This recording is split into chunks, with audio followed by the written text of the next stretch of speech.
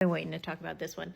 Did y'all know that in 1992, Congress enacted a federal program that required drug manufacturers to give significant discounts to hospitals that served at-risk and low-income communities? The thought behind this was that by forcing drug manufacturers to sell their medications to hospitals for pennies on the dollar, the hospital could then turn around and give those drugs to their at-risk communities for a very low price, if not free. That sounds fantastic. However, they put little to no oversight in this program to make sure that hospitals were actually doing that. So here's what we see happening. Hospitals are opting into these programs and buying these medications for next to nothing.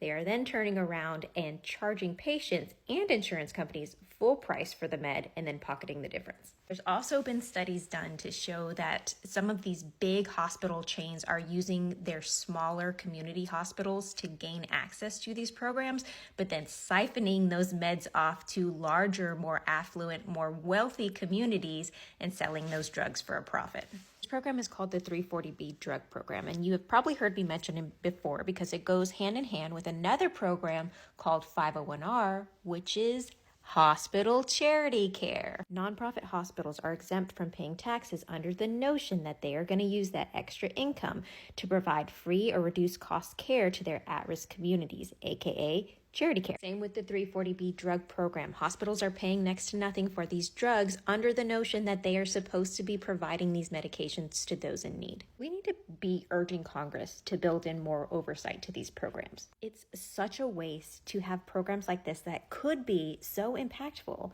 but they're not because there's little to no regulations or penalties for hospitals that are misusing them.